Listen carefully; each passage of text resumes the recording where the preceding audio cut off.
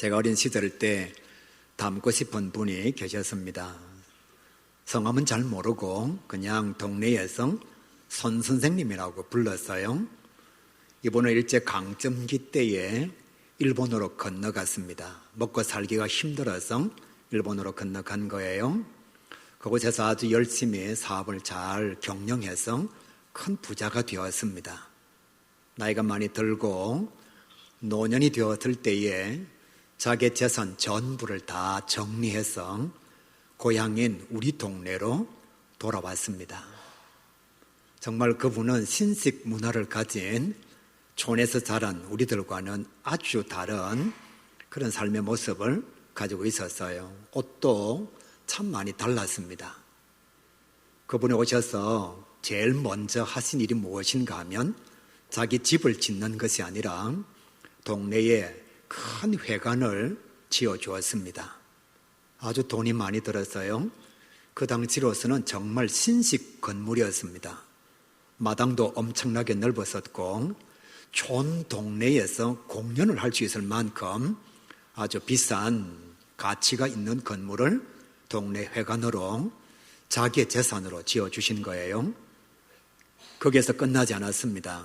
동네 아이들에게 용돈을 주기도 하고 또 공부를 잘하는 아이들에게는 장학금도 줬습니다. 저도 받았습니다. 그래서 정말 동네에서 참 좋은 인정을 받았고 인상을 심어줬어요. 그분이 지나가면 동네 사람들이 다 인사를 합니다. 감사해서 연세도 있고 또 그분을 향해서 부르는 호칭이 손 선생님이었어요. 어르신들도 손 선생 그러고 젊은 사람들은 다 손 선생님 그랬습니다. 그래서 그때 자라는 아이들이 마음속에 이런 생각을 한 거예요. 우리도 나중에 돈 벌면 저분처럼 나누는 삶을 살자. 저도 그런 생각했고 저희 친구들도 그런 생각을 했습니다.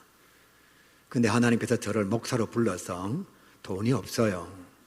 나누어야 되는데 나눌 돈이 그렇게 많지 않습니다. 그렇지만 그분의 영향력은 지금도 제 속에 있어서 제가 받는 것보다는 주는 것이 더 많은 삶을 영위하고 있습니다. 남의 나라에서 돈을 많이 벌면 그곳에 정착해서 살고 싶지 어떻게 여러분 못 사는 고국으로 돌아와서 자기 자신의 삶을 헌신하고 희생하고 싶겠습니까? 그런데 그 어르신은 그렇게 감당하신 거예요. 그분이 돌아가셨을 때에 동네 사람들이 다 아쉬워하고 그분의 장례식에 참여를 했습니다. 저희들도 그곳에 함께 동참을 했고요. 한 사람의 영향력이 얼마나 큰지 저는 지금도 손 선생님 그러면 제 마음속에 그분의 삶의 영향력이 자라고 있다는 것을 생각할 수가 있고 느낄 수가 있습니다. 오늘 말씀 속에 나타나는 느헤미야가 제가 알고 있는 손 선생님하고 정말 비슷한 사람이에요. 그는 바사라고 하는 나라에 포로로 끌려갔습니다.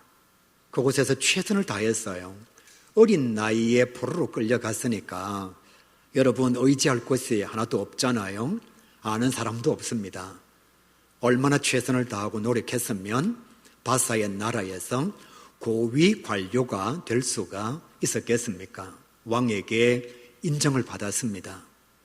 출세하고 성공해서 먹고 사는 문제가 염려가 없습니다. 저와 여러분 신앙생활을 하면서 아니라고 말하지만 솔직히 우리 마음속에는 신앙의 이유, 믿음의 목적도 먹고 사는 문제에 한정될 때가 참 많습니다. 오죽하면 예수님께서 제자들에게 무엇을 먹을까, 무엇을 마실까, 무엇을 입을까 염려하지 말라 그렇게 말씀하셨을까요? 그러니까 예수님 따라다니는 사람들도 사실은 먹고 살기 위해서 예수님을 따라다니는 거지요. 느헤미야는 잘 먹고 잘 살 수 있는 삶의 자리를 다 가지고 있었습니다. 자기만 그런 것이 아니라 후손들도 살아가기에 어려움이 없는 삶의 현장들을 부유함의 모습으로 가지고 있었던 거지요. 그런데 이런 느헤미야에게 유일한 결핍 하나가 있었습니다. 부족함이 하나 있었는데 그것이 무엇인가 하면 나라가 식민지라는 거예요.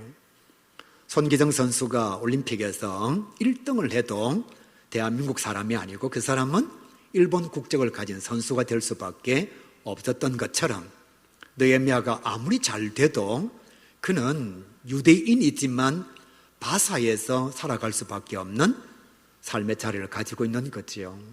그래서 늘 나라에 대해서 관심을 가지고 있었습니다. 아무리 성공하고 출세해도 그의 마음은 예루살렘을 떠날 수가 없었던 거예요. 다시 말씀드릴게요. 성공하고 출세했습니다. 왕의 인정을 받습니다.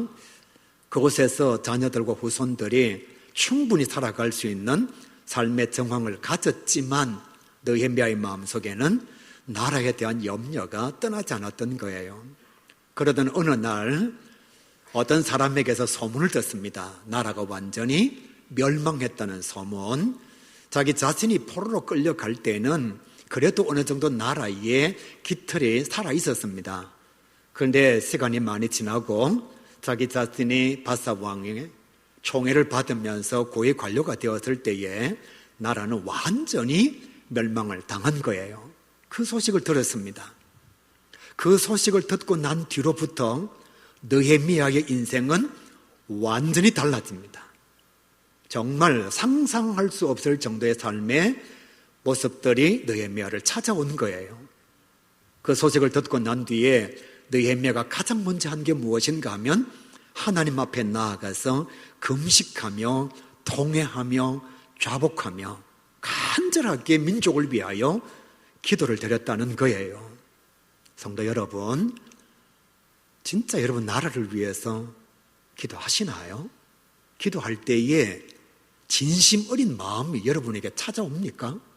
나라와 민족, 대통령과 장관, 국회의원들을 위해서 기도할 때 금식할 때가 있나요? 하나님 앞에 통회하며 자복하며 기도할 때가 있나요? 저와 여러분 믿음의 길을 걸어가면서도 솔직히 그런 신앙의 자세를 가지는 것이 쉽지가 않습니다. 내 손에 가시가 들어가면 울고불고 야단, 가정에 질병이 찾아오면 금식하면서 하나님 앞에 고쳐달라고 기도하지만 나라와 민족이 어려움 가운데 빠졌을 때에 금식하고 통곡하고 눈물의 기도를 드릴 수 있는 사람은 그렇게 많지 않습니다. 그런데 느헤미야는 이 소식을 들었을 때에 하나님 앞에 간절하게 기도했지요. 하나님, 내가 고국으로 돌아가서 무너진 성벽을 재건하고 싶습니다. 하나님 앞에 결단합니다.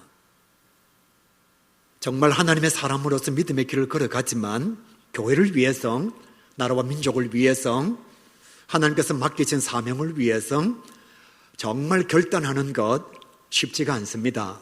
건축 헌금을 하겠노라, 전도를 하겠노라, 올해는 교사로 열심히 봉사하겠노라, 찬양대 대본으로서 한 주일도 빠지지 않고 하나님 앞에 찬양으로 영광 돌리겠다 결단하는 것 쉽지 않아요. 그런데 여러분, 더 어려운 것은 이 결단을 행동으로 옮기는 것이 더 어렵습니다. 느헤미야는 하나님 앞에 기도합니다. 하나님, 내가 돌아가서 나라를 재건하고 싶습니다. 결단으로 끝나지 않고 기도를 마치고 난 뒤에 아닥사스다 왕에게 찾아가요. 그리고 왕에게 말합니다. 왕이여, 저를 놓아주십시오. 제가 나라로 돌아가서 무너진 성벽을 재건해야 되겠습니다. 결단이 행동으로 옮겨진 모습이지요. 우리 삶의 자리에서 결단은 그래도 할 수 있습니다만은 이것을 행동으로 옮기는 것은 정말 어렵습니다. 살이 참 안 빠지잖아요, 그죠? 그런데 결단은 얼마나 자주 한지는 몰라요. 오늘부터 안 먹어야 되겠다.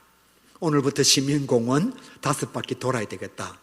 물론 몸무게가 아주 무거운 사람들 중에 이것도 결단 안 하는 사람들이 있지만 결단을 하고 난 뒤에도 운동하는 것, 행동을 옮기는 것이 쉽지가 않습니다. 자기 몸인데도 그래요.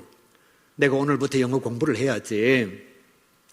오늘부터 내가 열심히 사업을 해서 돈을 벌어야지. 먼 곳에 있는 비전이나 먼 곳에 있는 목표나 목적이 아닌 자기 삶의 자리에 있는 목적과 목표를 위해서도 결단한 사안이 행동으로 옮겨지는 것은 쉽지가 않아요. 그런데 느헤미야는 하나님 앞에 기도하고 난 뒤에 아닥사스다 왕에게 찾아가서 이렇게 말합니다. 제가 고국으로 돌아가고 싶습니다. 행동으로 옮기는 거지요. 그때 왕이 흔쾌히 허락을 해줍니다. 허락을 받았으면 그냥 예루살렘으로 떠나면 되는데 느헤미야가 그것으로 만족하지 않지요. 왕에게 세 가지를 부탁을 합니다. 왕이여, 내가 유대인인데 국경을 넘어가려면 왕의 조서가 있어야 합니다. 그러니까 조서를 내려주시기를 바랍니다. 느헤미야가 바사 왕국에서 고위 관료가 되었지만 여전히 신분은 유대인이거든요. 포로의 신분으로 국경을 넘어갈 수가 없습니다. 진짜 그는 예루살렘으로 돌아가고 싶었던 거예요. 나라를 재건하고 싶었던 겁니다. 그래서 왕에게 조서를 내려주십시오. 결단하고 난 뒤 행동을 옮길 때에 그냥 여러분 조서가 없으면 안 가면 되잖아요. 핑계할 게 얼마나 많습니까? 그런데 그는 정말 나라에 돌아가고 싶어서 왕에게 조서를 부탁하는 거예요. 그것만 부탁한 것이 아니라 그가 지금 예루살렘으로 돌아가려고 하는 이유가 무너진 성벽을 재건하기 위함입니다. 불탄 성문을 복원하기 위함이에요. 나라가 망했는데 무슨 재료가 있고 물자가 있나요? 그래서 그가 두 번째로 왕에게 부탁합니다. 돌아가서 사용할 물자를 내게 제공해 주시기를 바랍니다. 세 번째로 부탁합니다. 혼자 가면 나라에 도착하지 못할 수가 있습니다. 나와 동행하는 자들을 함께 보내주시기를 바랍니다. 여러분, 이 내용을 보면 느헤미야의 마음이 얼마나 진정성이 있는지를 우리가 알 수가 있는 거죠. 내가 그냥 돌아가야 되겠다 신용만 한 것이 아니고 결단만 한 것이 아니고 다른 사람들에게 퍼포먼스를 하거나 모양을 보여주거나 시위를 한 것이 아니라 진짜 그는 나라의 재건을 위해서 자기 자신이 쓰임받기를 원했던 거예요. 이 모든 것을 왕이 다 허락해 주었습니다. 이제는 완벽하게 나라를 재건할 수 있는 준비가 다 되어졌어요. 그럴 때 느헤미야는 지체하지 않습니다. 여러분 기억하시기를 바랍니다. 하나님의 사람들은 하나님께서 문을 열어주실 때에 하나님께서 사명을 감당할 수 있는 길을 열어주셨을 때에 지체하면 안 되는 거예요. 하나님의 일감을 감당하는 자들은 하나님의 때에 하나님의 사명을 감당하는 자가 되어야 합니다. 왕이 다 허락해 주었어요. 이것은 하나님의 섭리요 하나님의 뜻이지요. 그것에 대한 응답을 받고 난 뒤에 느헤미야는 곧장 고국 예루살렘으로 출발합니다. 그리고 나라에 도착해서 성벽 재건 사역에 최선을 다합니다. 혼자서 한 것이 아니라 사람들을 모았어요. 남녀노소, 고향에 관계없이, 직업에 관계없이, 지위가 어떠하든지 모든 사람들이 다 이 나라를 재건하는 일에 쓰임받게 하기 위해서 사람들을 느헤미야가 다 모은 거예요. 느헤미야 3장 말씀에 보시게 되면 예루살렘 절반을 다스리는 지도자도 노가다합니다. 대제사장도 노가다합니다. 그 밑에 있는 제사장도 노가다를 해요. 어떤 집안은 온 식구가 다 막노동을 합니다. 어떤 고향의 사람들은 이 일을 끝내고 난 뒤에 너무 일을 잘하니까 고향 사람들이 다른 일을 맡아서 최선을 다할 만큼 집이나 신분이나 고향이나 자기 자신이 가진 재산에 관계없이 모두가 다 이 거룩한 사역에 동참했다는 거예요. 누구로 말미암아? 쓰임받는 하나님의 사람 느헤미야로 말미암아. 한 사람이 표대가 되면 위대한 역사가 일어납니다. 이스라엘 백성들이 하나님의 진노 앞에 있을 때에 모세가 기도해서 민족이 다 살아나게 됩니다. 3년 6개월 동안 비가 없을 때에 엘리야가 기도함으로 말미암아 죽음의 향연이 펼쳐지는 그 건조한 사막의 땅에 생명의 축제가 일어나게 된 것입니다. 인류가 하나님과의 관계의 단절 속에 소망 없는 삶을 살아갈 때에 예수님 한 분 오셔서 겟세마네 동산에서 기도하시고 십자가를 지심으로 말미암아 우리 모두에게 구원의 은혜가 주어진 거예요. 한 사람이 결단하고 한 사람이 하나님 앞에 서게 되니까 모든 백성들이 성벽을 재건하는 이 중노동, 막노동에 노가다 하는 일에 다 참여하게 됐다는 것입니다. 바로 서 있는 하나님의 사람 한 사람이 얼마나 중요한지, 여러분의 가정도 마찬가지, 우리 교회도 마찬가지, 이 나라와 이 민족도 마찬가지입니다. 한 사람이 얼마나 위대한 역사를 감당할 수 있는지, 느헤미야가 돌아오기 전에는 백성들이 성벽 재건 사역을 감당하지 않았습니다. 주님의 이름으로 간절히 소원합니다. 여러분이 느헤미야와 같은 그 한 사람이 여러분의 가정, 우리 교회, 우리 민족을 위해서 세움받기를 주님의 이름으로 간절히 축복합니다. 그 사람이 되시길 바랍니다. 그 사람이 있어야 성벽 재건의 역사가 이루어지는 거예요. 온 백성들이 중노동하고 막노동할 때에 모두가 다 한 마음, 한 뜻, 같은 생각, 같은 말, 같은 비전을 가졌습니다. 오직 그들의 가슴 속에 새겨져 있는 비전이 뭐냐? 성벽을 재건하고 하나님의 나라를 다시 복원하고 하나님 앞에 온전한 예배를 드리는 것, 이를 통해서 하나님께 영광을 돌리는 것. 모든 사람들이 중노동하면서 똑같은 생각을 가지고 있습니다. 사랑하는 성도 여러분, 가정에 하나님 역사가 일어나려면 식구들이 같은 비전과 같은 생각과 한 마음, 한 뜻을 가져야 합니다. 교회도 마찬가지예요. 하나의 비전을 가지고 함께 다름질하고 같은 생각을 가지고 있어야 되고 같은 뜻을 가지고 자기 자신의 그 사역에 동참할 때에 위대한 역사가 하나님의 은혜로 말미암아 주어지는 거예요. 저도 대한민국의 국민이고 여러분들도 대한민국의 국민이지요. 제가 대한민국을 다 걱정하고 염려하고 책임질 수는 없습니다만은 목회자의 한 사람으로서, 기도하는 한 사람으로서 참 우리나라가 마음에 안 드는 국민들의 심성이 무엇인가 하면, 이 사람이 대통령이 되면 절반이 욕을 합니다. 못되라고 막 뒤에서 끌고 있습니다. 온갖 말로 대통령을 힘들게 합니다. 그러다가 시간이 지나서 또 다른 사람이 대통령이 되면 또 반대쪽에 있는 반은 온갖 방법으로 대통령을 못하게 합니다. 그러니까 여러분, 이 사람이 되면 이쪽에서 반이 반대, 저주하고 또 비난하고, 이쪽 사람이 되면 이쪽에 반이 또 죽일 듯이 달라듭니다. 그러니까 여러분, 절반의 저주를 먹고 사는 지도자가 잘 될 턱이 있겠습니까? 잘 될 수가 없죠. 누군가가 대통령이 되고 지도자가 되면 열심히 밀어주는 거예요. 최대한 협력하는 거예요.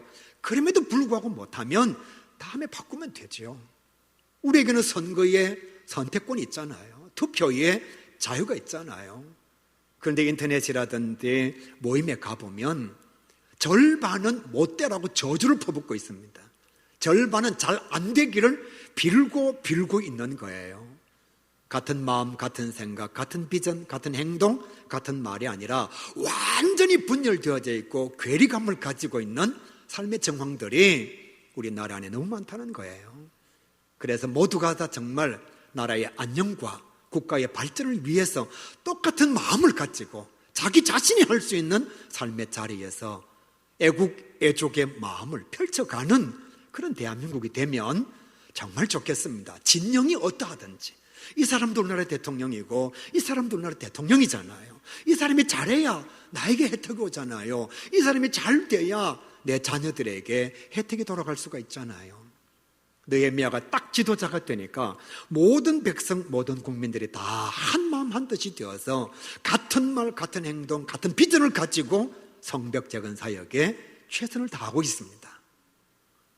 우리 삶의 자리로 다시 한번 돌아와 보면 이렇게 찬성하는 사람들이 많고 돕는 사람이 많은데도 항상 우리의 역사의 현장에는 방해자들이 있습니다. 회방하는 사람들이 있어요. 온 국민들이 다 중노동하면서 성벽 재건 사역을 감당합니다. 그런데 산발랏, 게셈, 도비야, 그리고 아라비아 사람, 암몬 사람들은 방해자의 모습을 가지고 있습니다. 어떻게 하든지 예루살렘 성벽을 재건하지 못하도록 자기들이 할 수 있는 모든 방법을 다 동원하는 거예요. 우리가 저희 역사를 이루어갈 때에도 사랑하는 성도 여러분, 반드시 대적자들이 있습니다. 반드시 방해자들이 있습니다. 예수님께서 구원의 역사를 이루어갈 때에도 사탄은 방해했거든요. 기독교 역사의 이래로 사탄은 단 한 번도 은퇴를 한 적이 없습니다. 사탄은 항상 현역입니다. 은퇴는 누가 하느냐? 우리만 은퇴하는 거예요. 목사를 은퇴하고 장로를 은퇴하고 권사를 은퇴하고, 사탄은 항상 현역인데 끊임없이 하나님의 사역을 감당하지 못하게 하는 사탄에게 이용당하는 자들이 가정 안에도 있고 교회 안에도 있고 나라 안에도 있다는 거예요. 그 사람들이 누구냐? 소위 지도자들이라고 말하는 산발랏, 게셈, 도비야, 이런 방해꾼들이 있을 때에 느헤미야가 싹 다 포기했느냐? 그렇지 않습니다. 성경 말씀을 보시면 느헤미야는 방해자들이 생기면 생길수록, 강력하면 강력할수록 오히려 하나님 앞에 나가서 간절하게 기도를 드립니다. 이게 하나님의 사람의 신앙의 자세예요. 방해자가 있을 수 있습니다. 회방자가 있을 수 있습니다. 그럴 때일수록 하나님 앞에 나아가서 더 간절하게 기도하는 거예요. 절망하지 않습니다. 낙심하지 않아요. 포기하지 않아요. 왜? 하나님은 살아계시니까요. 하나님이 사탄을 이기시니까요. 사탄이 아무리 우리를 괴롭혀봤자 하나님의 능력은 이길 수가 없는 것입니다. 그러니까 기도의 사람들은 절망하지 않습니다. 기도의 사람들은 포기하지 않아요. 느헤미야가 방해자들이 있을 때에 그는 하나님 앞에 나아가서 기도합니다. 열심히 기도했는데 결과가 좋아졌느냐? 그렇지 않아요. 방해자들이 더 세게 방해합니다. 산발랏, 게셈, 도비야, 아라비아 사람, 암몬 사람, 이들이 이제는 작당을 해서 예루살렘과 전쟁을 하려고 모의를 했습니다. 조금 전에는 말로 비난하고 또 말로 협박하고 그랬는데 느헤미야가 기도하니까 사탄이 더 강력해져서 이제는 산발랏, 게셈, 도비야, 아라비아 사람, 암몬 사람, 그리고 많은 이방 족속들이 함께 모여서 우리가 예루살렘을 침략하자, 아예 그냥 전쟁을 일으켜서 다시는 성을 건축하지 못하도록 완전히 멸망시켜버리자, 그렇게 작전을 짠 겁니다. 이 소식이 기도하는 느헤미야에게 다시 들려왔습니다. 이쯤 되면 포기해야죠. 왜요? 내가 죽을 수 있는데요. 용서하십시오. 느헤미야는 돌에 맞으면 안 죽습니까? 제 말이 말 같지 않습니까? 아무도 왜 대답을 안 하십니까? 여러분, 느헤미야도 돌에 맞으면 죽어요. 그런데 지금 많은 이방인들이 작당을 해서 전쟁을 일으켜서 예루살렘을 침략하려고 합니다. 그러면 느헤미야가 포기를 해야죠. 그런데 느헤미야는 포기하지 않고 다시 하나님 앞에 기도합니다. 성도 여러분, 믿음은 나는 낮아지고 하나님은 높아지는 현장이 믿음의 자리입니다. 내가 다 할 수 있으면 예수님이 뭐가 필요했습니까? 내가 다 이룰 수 있고 내가 다 이길 수 있으면 하나님이 무슨 필요가 있어요? 내가 안 되니까, 내 능력이 부족하니까, 나는 연약하니까 하나님 앞에 엎드려 기도하는 것이거든요. 사탄의 공세가 강해지면 강해질수록 느헤미야는 더 하나님 앞에 엎드립니다. 기도하고 난 뒤에 그것으로 만족한 것이 아니라 이스라엘 백성들을 다시 다 모았습니다.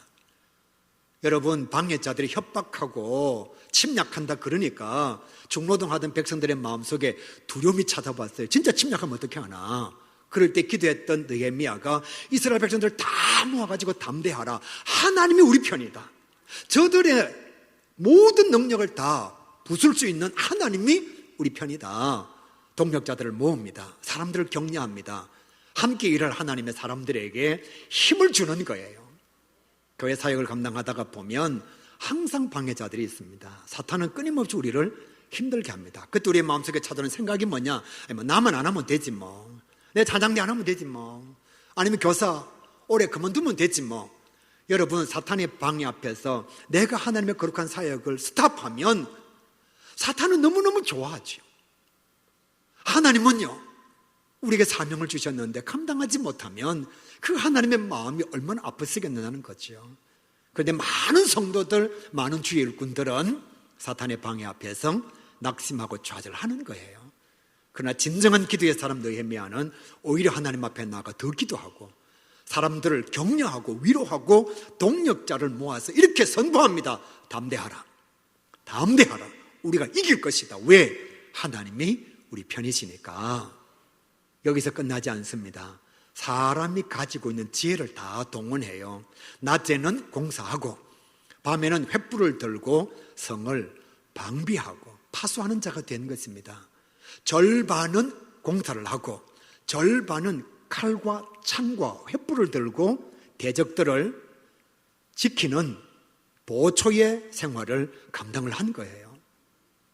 우리가 주님의 일감을 감당할 때에 기도 필요합니다. 동력자 필요합니다. 여기서 끝나는 것이 아니라 하나님께서 예배하신 뱀처럼 지혜로운 지혜가 우리에게 필요한 거예요. 그래서 예수 믿는 사람들은 덮어놓고 신앙생활을 하면 안 됩니다. 무조건 아무것도 믿는 자가 되면 안 돼요. 이건 맹신이에요. 말씀을 펼쳐놓고 하나님의 지혜를 얻으면서 그리고 하나님께서 원하시는 방법대로 사명을 감당해야 되는 거죠. 이 모든 일들을 다 누가 감당했느냐? 느헤미야가 감당한 겁니다. 그래서 오늘 성경 본문에 보게 되면 52일 만에 그 험난했던 성벽 재건 사역이 완성이 되어졌다. 자, 성벽 재건 사역이 다 끝났으면 느헤미야가 이렇게 말해야 되잖아요. 자, 먹고 마시자. 이제 끝. 우리 다 했으니까 놀자. 그래야 되는데 느헤미야는 아직도 하나님께서 감당하셔야 될 역사가 너무나 많이 남겨졌다는 사실을 알고서 에스라를 백성들 앞에 세웁니다. 성벽은 재건되어졌으니까 믿음을 회복해야 되는 거예요. 그래서 하나님의 말씀, 율법을 선포하게 만든 겁니다. 에스라가 하나님의 말씀을 선포할 때에 여러분 집에 가셔서 성경 보시기를 바랍니다. 온 백성들이 하나님 앞에 통곡하며 자복하며 회개했다. 말씀의 역사가 있을 때에 믿음의 변화가 나타나는 거예요. 느헤미야는 이것을 알고 있었습니다. 그래서 성벽 재건이 끝나고 난 뒤에 먹고 마시는 것이 아니라 에스라를 통해서 하나님의 말씀을 선포하게 한 거죠. 백성들이 하나님 앞에 바로 섰을 때에 느헤미야가 순종의 삶을 요구합니다. 백성들을 다 계수하고 그들이 살아야 할 지역을 정해주고 나라의 기틀을 완성해 갔습니다. 순종이 있을 때에 나라의 기틀이 완성되어진 거예요. 여기서 끝난 것이 아니라 다시 제사장들과 레위지파 사람들을 성전의 봉사자로 세웠습니다. 여러분 꼭 기억하시길 바랍니다. 집만 있다고 살아가는 것이 아닙니다. 말씀만 있다고 살아가는 것이 아닙니다. 거주할 수 있는 도시만 있다고 살아가는 것이 아니에요. 예배가 회복되어져야 성도는 삶을 영위할 수 있는 겁니다. 우리는 다 경험했잖아요. 교회에 분열이 있을 때, 다툼이 있을 때에, 아니면 가정에 우환이 있을 때에, 아니면 내 삶의 자리에 원치 않는 고난이 찾아왔을 때에 예배가 무너지는 현장을 우리는 경험했잖아요. 예배가 무너지면 내 삶의 질서가 다 허물어지는 것도 우리는 경험했습니다. 그래서 느헤미야가 가장 마지막에 감당한 게 뭐냐? 예배가 살아야 삶이 사는 거예요. 제사장과 레위지파 사람들을 다시 성전의 봉사자로 다 세웠습니다. 그리고 난 뒤에 감당한 것이 절기를 지키고 하나님 앞에 예배를 회복한 것입니다. 이 사역을 통해서 종교개혁을 완성할 수가 있었고요. 우리는 지금의 성경 말씀을 통해서 이 엄청난 일들을 다 감당한 사람이 누구냐? 느헤미야라는 사실을 우리는 알고 있습니다. 그런데 성벽 봉헌식을 할 때에 느헤미야가 하나님 앞에 이렇게 고백합니다. 이 일은 하나님께서 하셨습니다. 이것은 우리도 알고 우리 대적들도 알고 이방인들도 아는 일입니다. 그런데 여러분, 우리는 무려 15분 동안 느헤미야가 한 이야기를 다 들었잖아요. 이 일은 하나님이 하신 게 아니고 느헤미야가 한 거예요. 느헤미야가 돌아왔고, 느헤미야가 물자를 가지고 왔고, 느헤미야가 사람을 모았고, 느헤미야가 방해자들을 물리치고, 느헤미야가 함께 사역할 자들을 하나님의 이름으로 동력자로 만들었고, 그리고 지혜를 내어서 파수하기도 하고 공사를 감당하기도 하고, 우리는 말씀을 통해서 이를 누가 했느냐? 느헤미야가 한 걸 다 알고 있습니다. 그런데 느헤미야가 뭐라고 얘기하느냐? 이건 우리가 한 것이 아니라 하나님께서 하셨습니다. 이건 뻥이에요, 뻥. 이건 거짓말이에요. 우리 다 봤잖아요. 성경 말씀이니까 다 봤잖아요. 또 다른 성경을 보게 되면 느헤미야는 12년 동안 총독의 봉급을 받지 않았습니다. 이런 사람이 어디에 있을까요? 자기가 가진 물자 다 나라를 위해서 내어놓고 총독으로 12년 동안 봉사를 하면서 봉급도 안 받고 자기만 중노동한 것이 아니라 자기가 데리고 온 모든 종들도 다 함께 노가다하게 하고 자기가 가지고 있는 재산으로 백성들에게 음식을 대접하고 자기가 가진 돈으로 백성들을 섬긴 것, 성경 말씀을 통해서 우리는 다 알고 있습니다. 그런데 지금 느헤미야가 뭐라고 얘기하느냐? 이 일은 하나님께서 하셨습니다. 이건 거짓말이죠. 이거 틀린 말이죠.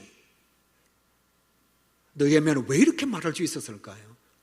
느헤미야는 왜 이런 고백을 할 수가 있었을까요? 사랑하는 성도 여러분, 오늘 말씀의 핵심은 여기에 있습니다. 느헤미야는 자기 삶의 자리에서 일어나는 자기 생명과 관계적 이 모든 생사 여탈권의 역사를 하나님께서 주관하시고 하나님께서 인도하시고 하나님께서 섭리하신다는 사실을 잘 들으시길 바랍니다. 진짜로 믿었던 거예요. 연극한 것이 아니고 말만 한 것이 아니고 흉내만 낸 것이 아니라 진짜 내 생사 여탈권은 하나님께 있다. 내 삶의 모든 인도자는 하나님이시다. 내 삶의 자리에 일어나는 모든 상황의 섭리자는 하나님이시다. 이 사실을 진짜 믿으니까 자기가 일을 다 하고 난 뒤에 뭐라고 고백하느냐? 이거 하나님께서 하셨습니다. 그렇게 고백하는 거예요. 그의 마음속에는 이런 생각이 있습니다. 내가 포로로 끌려갈 때에 만약 그 자리에서 죽었으면 일을 할 수가 없는 것 아니냐? 내가 왕에게 고국으로 돌아가겠다고 말했을 때에 왕이 허락하지 않았으면 내가 어떻게 일을 감당할 수가 있느냐? 왕의 마음을 움직여 주신 분, 지금까지 나를 살아있게 하신 분이 하나님이시다. 대적들이 공갈만 하지 않고 협박만 하지 않고 진짜 내가 공사할 때 나를 찾아와서 죽였으면 이 공사는 끝이다. 저는 한 교회의 위임 목사입니다. 여러분은 한 공동체의 리더와 지도자의 위치에 있고요. 여러분, 구성원들의 마음을 모으는 것 진짜 어렵습니다.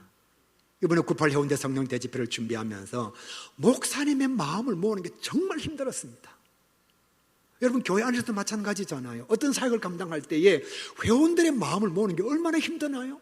그런데 느헤미야가 백성들과 함께 하려고 할 때 그들의 마음이 다 움직였던 거예요. 누가 움직여 주셨느냐? 이것을 하나님께서 하셨다라고 느헤미야는 믿는 거예요. 그러니까 나는 일을 했고 역사는 하나님께서 감당하셨고, 다시 한번, 일은 내가 했고 일은 내가 했어. 맞아. 막노동도 내가 했고 노가도도 내가 했고 사람도 내가 모았고, 그러나 이 일을 하게 하시고 이 사람들이 마음을 움직여 주시고 나로 하여금 이 공사를 끝내게 하신 분은 하나님이시라는 거예요. 이 믿음이 그 속에 확실하게 자리 잡고 있으니까 우리가 다 아는 사실을 그는 이렇게 고백합니다. 하나님께서 하셨습니다. 저와 여러분은 사업이 잘 되면 내가 했다고 생각합니다. 솔직히 목사님들도 교회가 부흥되면 내 때 부흥했다고 말합니다. 학생들이 공부를 잘하면 아이고 내가 머리가 좋아서 그렇지 뭐, 내가 똑똑해서 그렇지 뭐. 용서하십시오. 오늘 아침에도 대형 사고가 났습니다. 그 사람들이 멍청해서 세상을 떠났을까요? 그 사람들이 지혜가 없어서 세상을 떠났을까요? 그들이 아무런 계획을 하지 못해서 명절날 고향으로 향하다가 교통사고가 나서 세상을 떠났을까요? 여러분, 생사여탈은 아무도 알지를 못합니다. 내가 아무리 공부를 잘해도 오늘 하나님께서 나를 불러갔으면 내가 감당할 수 있는 일은 없다는 거예요. 그래서 느헤미야는 고백합니다. 하나님께서 하셨습니다. 해운대 성령 대집회 정말 많은 사람들이 함께 동참을 해 주었습니다. 끝이 아니라 지금부터 시작입니다. 본부장으로서 준비위원장으로서 1년 동안 500교회 가까이 만났습니다. 정말 많은 교회를 찾아가고 많은 목사님들을 만났습니다. 그 결과 12만 명이 해운대 백사장에서 함께 모여 4시간 동안 찬양하고 기도하고 말씀을 들었습니다. 경찰 추산 10만 명. 왜? 해운대 백사장 안에 있는 사람만 미터로 계산을 하니까 1평방미터 안에 몇 명이 들어간다. 딱 계산하니까 10만 명. 언론 추산 11만 명. 주최 측 추산 12만 명. 소나무 그림자 그늘 아래에 있었던 사람, 그리고 해안 도로변에 있었던 사람, 무대 뒤쪽에 있었던 사람, 한번 다녀간 사람, 전부 저희가 추산을 해보니까 12만 명이요. 놀라운 것은 5.25 해결이 날 때에 현장 헌금이 8천만 원 나왔습니다. 그런데 이번에 98 해운대 성령대 집회 예산은 헌금만 2억 2천이 넘게 나왔습니다. 더 감사한 것은 12만 명이 모였는데 진짜 단 한 건의 사고도 없었습니다. 저희들이 사람을 많이 모이는 집회가 아니라 교회가 많이 모이는 교회 연합의 집회가 되기를 간절하게 소망했는데 2,000교회 이상이 모였습니다. 처음에 예산이 10억이었는데 채워졌습니다. 남았습니다. 그리고 내년도 1월 달에 청소년 월드캠프를 준비하고 있는데 벌써 예산이 6억이 채워졌습니다. 더 감사한 것은 성도들의 가슴에 부흥에 대한 비전이 싹트고 있는 거예요. 한국교회를 향하신 하나님의 뜻을 발견하고 있습니다. 행사 끝나고 난 뒤에 불신자들의 평가가 얼마나 좋은지 해운대구청에 민원이 딱 6건 들어왔다는 거예요.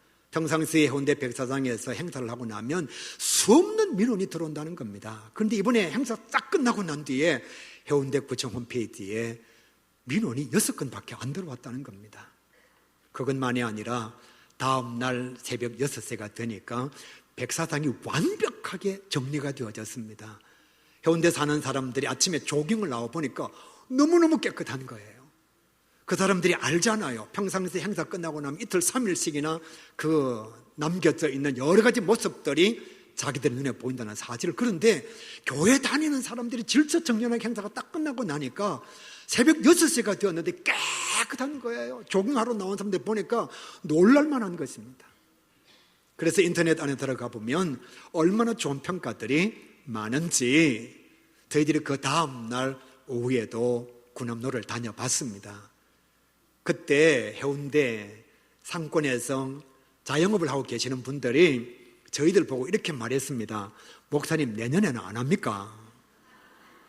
왜 그런지 아십니까? 저희들이 홍보했잖아요. 점심 가서 먹고 그리고 행사 끝나고 난 뒤에 저녁도 먹고 돌아오라고. 정말 많은 사람들이 갔습니다. 얼마나 말을 잘 들어주셨는지 저희들이 가보니까 저희들이 미리 얘기했거든요. 많은 사람들이 올 거니까 재료를 많이 준비하라고. 저희들이 많이 준비하라 그래서 자기들도 많이 준비했는데 가니까 다 떨어진 거예요. 얼마나 사람들이 많이 왔으면.